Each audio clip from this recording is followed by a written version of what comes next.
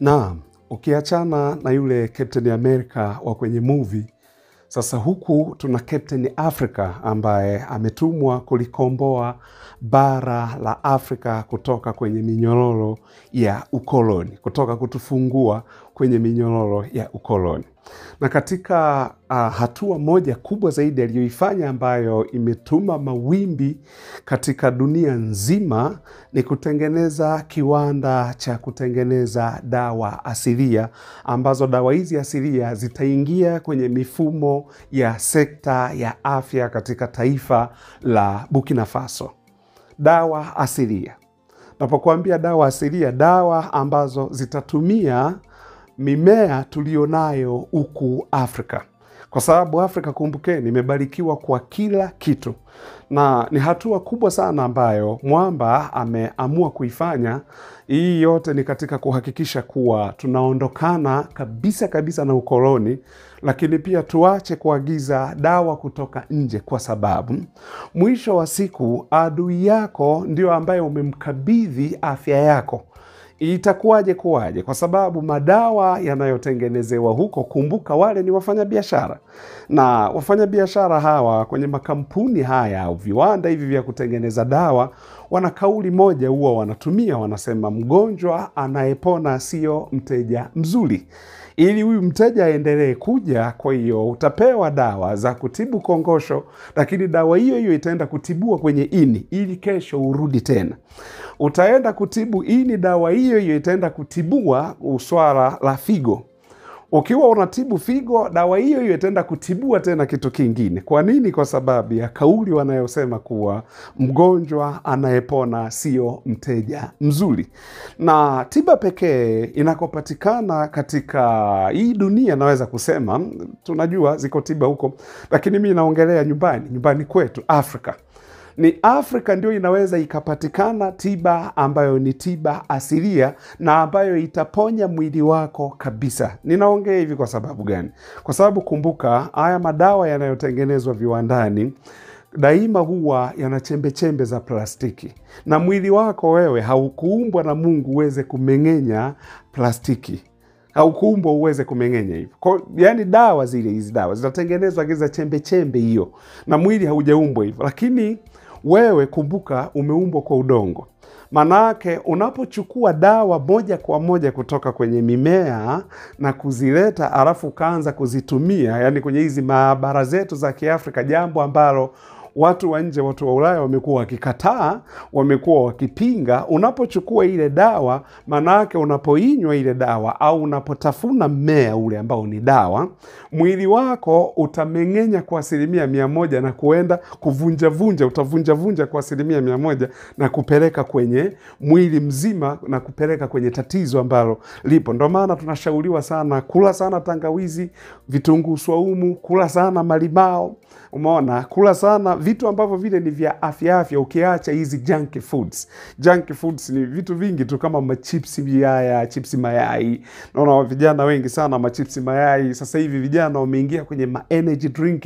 Mwisho wa siku waanze kusema moyo unasumbua, nguvu za kiume hamna. Hiyo yote ni kwa sababu ya hizo tunaita ni junk food. Kwa hiyo ndio maana sasa Mwamba Captain Ibrahim Traore ameamua kuzindua hiki kiwanda, na ni kiwanda kama miezi kadhaa hivi amezindua, na kuingiza sasa ya madawa kwenye sekta ya afya, alafu kutambuliwa kimataifa, kwa sababu siku zote uwaga wanakataa.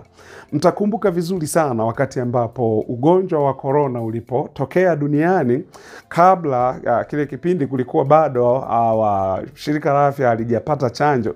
Inawezekana walikuwa nazo, isipokuwa tu basi waliamua kwanza dunia iendende, kwa sababu ukumbuke sera ile ya kupunguza idadi ya watu duniani. Kwa hiyo watapunguza idadi ya watu kupitia njaa. Umeona, ndio maana unaweza kaona kwa nini Israeli anazuia misaada ya chakula ya kibinadamu isiende Gaza, kwa sababu kuna watu wanakufa na njaa pale Gaza. Watapunguza idadi ya watu kupitia vita. Ndio maana unaona vita viko kila mahali na vita vinaendelea tu huko duniani. Lakini watapunguza pia idadi ya watu kupitia magonjwa. Magonjwa haya ambayo yamekuwepo, tunaona kama Afrika wakaleta maukimwi, wakaleta Ebola, magonjwa mengi tu ambayo yako, alafu baadaye wanakuambia tumeleta dawa hii hapa iendelee kuwatibu kidogo. Haya ndio baadaye tena tukaona hiyo corona. Na upande wa corona, mnakumbuka tulikuwa na raisi pale alikuwa anaitwa Andry Rajoelina, nafikiri mnamkumbuka, wa Madagascar huyu raisi, lakini akatengeneza dawa yake. Na tunakumbuka wakati ule Tanzania alikuwepo rais wa awamu ya 5 kabla hajatwaliwa, na akatuma waziri aende kule akachukue zile dawa zije hapa, kwa sababu aliamini zaidi katika dawa za Kiafrika zinazotengenezwa na sisi wa Afrika wenyewe, ndizo zinaweza zikadili na matatizo yetu kuliko madawa kutoka nje ya. Kwa sababu mzungu hajawahi kumpenda Muafrika. Yani tusiongee pole pole. Mzungu hajawahi kumpenda Muafrika. Hatusemi wazungu wote. No. Tunaongelea wazungu walioko kwenye mifumo ile ya ukoloni. Ndicho tunachoongelea. Hatuongelei wazungu wote, kwa sababu wazungu wako aina 3. Kuna mzungu ambaye yeye hataki kusikia kuhusiana na Muafrika. Kuna mzungu mwingine yeye yuko dilema, umseme Muafrika vibaya, umseme vizuri, yeye hajali, yuko anaendelea na mambo yake. Alafu kuna mzungu mwingine ambaye yeye sasa anampenda Muafrika. Ndio maana unaona kuna baadhi ya taarifa ni baadhi ya wazungu wamekuwa wakizivujisha kuwa jamani, huko Afrika awa huku hizi system za huku zina mipango hii na hii na hii, hebu kaeni vizuri. Kwa wako wa aina. Sasa mimi naongelea mifumo ile ya ukoloni, kwa sababu wale wazungu wa mifumo ya ukoloni kama hawajawahi kumpenda mtu mweusi. Inakuwaje leo mtu ambaye unamnyonya, unampelekea magonjwa na mambo mbalimbali, alafu upeleke na dawa? Ni kama hili swala la ukimwi tu. Ukimwi ni nini? Kirefu cha ukimwi ni nini? Ni upungufu wa kinga mwilini. How comes mimi nina upungufu wa kinga mwilini niende nikamwambukize mpenzi wangu upungufu wa kinga wangu mwilini? Unakuja kugundua hiki ni kitu kingine. Mtu akipungua kinga mwilini anatakiwa ale vyakula vya kubusti kinga za mwili. Lakini hapo tutaletewa madawa kutokea huko nje, tunaambiwa haya yanafubaza virusi vya ukimwi. Yani kama mzungu amepiga hatua mpaka kutengeneza dawa ya kufubaza virusi vya ukimwi, ameshindwaje kuongeza hatua moja mbele kutengeneza dawa ya kuua kabisa hivyo virusi vya ukimwi viuao? Unagundua huu pia ni mpango wao, maana bado idadi ya watu duniani inatakiwa iweze kupungua. Sasa umeona kama Marekani kule watu wamechanganyikiwa, na hivyo wakaweka sheria za utoaji mimba, wakaweka sheria za ushoga na usagaji. Yani umezaa katoto kamoja ka kiume na kenyewe kanakuja kukuambia baba mimi ni shoga. Kwa mimi kanakuletea mwanaume mwenzie nyumbani eti huyu ndio mume wangu. Ndio maana unaona sasa hivi kule Marekani Donald Trump amesema kila mtoto atakayezaliwa atapewa dola 1,000 nafikiri, kitu kama hicho. Anataka encourage sasa watu waanze kuzaa sasa, kwa sababu kumbuke watu ndio rasilimali zenyewe. Kwa hiyo sasa hii mimi nimeipenda sana, kwa sababu mwisho wa siku matatizo ya Afrika yanapata solution kutokea Afrika, na Afrika ndio ina majibu yote. Majibu ya Afrika hayawezi yakatoka nje ya Afrika. Yakitoka nje ya Afrika yakija hapa ndio tunaanza kuendeshwa, tunaanza kupangiwa, fanyeni hivi, hiki msikifanye, mkifanya hivi tunawanyima misaada, mkifanya hivi hakutakuwa na mkopo, mkifanya hivi hapana, na mambo mengi kadha wa kadha ambayo yanaendelea. Kwa hiyo Ibrahim Traore sasa ameamua kufungua kiwanda cha kutengeneza dawa asilia.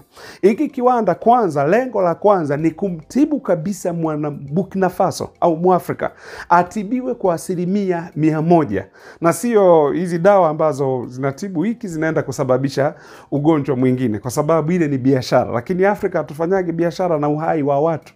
Hapana, Afrika hatujawahi kufanya hivyo. Afrika tunachokifanya tunatibu watu kabisa. Ndugu zangu, ni nyinyi wenyewe ni mashahidi.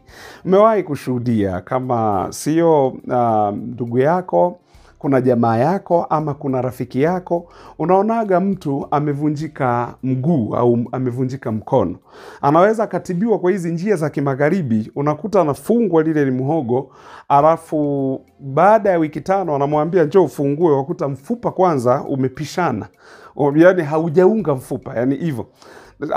Hatusemi kote, kuna baadhi ya, naongelea baadhi ya, kwa kutumia hizi njia za kimagharibi. Lakini wakati huo huo ukimpelekea mtaalamu wa tiba asilia, mwezi mmoja tu mtu kama ni mguu anatembea. Yaani ameshapona complete. Anakuambia tu wewe nenda hospitali uniletee ile x-ray, alafu niangalie mfupa umevunjikaje. Anakuja anatumia madawa asilia, anafunga na mbao. Nakumbuka sisi tulipokuwa tunachunga ng'ombe na mbuzi, akivunjika mguu unamfunga na mbao na manati, ule mguu unaunga polepole. Kwa ndicho wanachokifanya na wao pia. Wanakupa na dawa ambazo ni tiba asilia, ambazo ndizo zinaenda sasa kwenye mwili kwenda kurekebisha baadhi ya vitu huko mwilini. Kwa hiyo hii ni hatua moja kubwa sana ambayo Captain Ibrahim Traore ameifanya, au mimi napenda kumuita Captain Africa ameifanya. Ni hatua kubwa mno kwa ustawi wa taifa. Haiwezekani tukauza afya zetu kwa maadui zetu. Maadui zetu ambao hawatutaki mema, wao ndo wana hatma ya afya zetu mikononi mwao. Yaani wao ndo watengeneze madawa, alafu wayatume Afrika. Yakifika Afrika sisi ndio tuyatumie hayo madawa. Ndio maana unaona mtu anatumia dawa lakini wapi haendi. Lakini mtu huyu akiamua kutumia sasa tiba asili, akachukua hizi dawa kabisa hizi za kutokana na mimea iliyoko Afrika, matokeo yake utaona mtu huyu mambo yanaenda na mambo yanakuwa vizuri. Kwa hiyo ndio maana Captain pale ameamua afanye hivyo, kutengeneza kiwanda cha tiba asilia. Na tiba asilia hizi dawa zitakapotengenezwa zitaingia kwenye maduka, zianze kuuzwa kwenye maduka ili kupunguza uagizwaji wa dawa za kuwatibu binadamu kutokea nje. Na wakati huo madawa haya mengine wameyapunguzia bei. Bei imepungua, imeshuka chini, kwa sababu Captain Ibrahim Traore anaamini katika ustawi wa taifa lazima watu wawe na afya nzuri. Lazima watu wawe na afya njema. Unaona, ndio kitu cha kwanza kabisa. Ndio maana unaona wenzetu kama kule Marekani, ukienda hospitali hata kama hauna pesa, utatibiwa kabisa na utapona. Halafu baada ya hapo wataanza kukudai polepole. Ni tofauti na mataifa ya Afrika. Tuwahi kuona kitu kimoja cha ajabu kweli, eti mgonjwa amepasuka, sasa alijikata, silikuwaje, akashonwa nyuzi, halafu wanamwambia atoe hela, hana pesa mfukoni, daktari akaenda kufumua nyuzi. Imagine. Hebu niambie, hiyo ni roho ya namna gani? Lakini ashukuriwe Mungu, mamlaka zilimchukulia hatua. Na hilo jambo lilitokea hapa Tanzania. Alichukuliwa hatua. Sasa kwa nini? Kwa sababu hatujali kuhusiana na afya za wenzetu. Kwa sababu mtu anapokuwa ni mzima, huyu ndio anaweza akafanya kazi na serikali ikapata kodi yake, ikapata mapato yake. Sasa taifa gani ambalo lote lina wagonjwa? Yaani watu wote wawe wagonjwa, ni taifa gani? Unaona? Ndio maana mamlaka zilimchukulia hatua huyu bwana, kwa sababu unafanya kitu ambacho ni cha kinyama, sio utu hata. Mtibu mtu alafu baadaye useme basi tutakudai. Lakini anaenda kafumua nyuzi, tena siku ya kichwani ile, fumua nyuzi, amemshona kabisa, alafu akaenda kafumua nyuzi eti kwa sababu mtu hana pesa. Imagine. Yaani tunafanyia na hivyo Afrika kwa Afrika. Marekani hawakufanyia hivyo. Marekani unatibiwa, alafu baadaye ndio utaanza kudaiwa. Umeshapona, utaanza kudaiwa. Kwa hilo ndilo ambalo ndugu yetu pale Burkina Faso ameweza kulifanya. Ni wito wetu kwa Afrika nzima kuwa tufuate mienendo hiyo. Hasa viongozi wetu wa Afrika tujaribu kufuata hiyo mienendo, kwa sababu hizi tiba asilia ni nzuri sana, kwa sababu ya zinatutibu kwa 100%. Umeona, kwa 100%. Ukiachana na haya madawa, upande mwingine yana side effect. Ndio maana wazee wetu waliwezaje kuishi?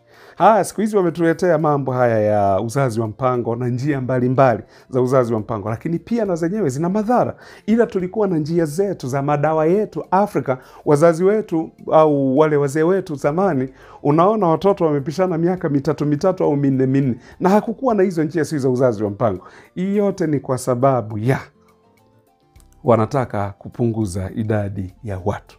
Asanteni sana wanakuwa Mwafrika, ninawashukuru.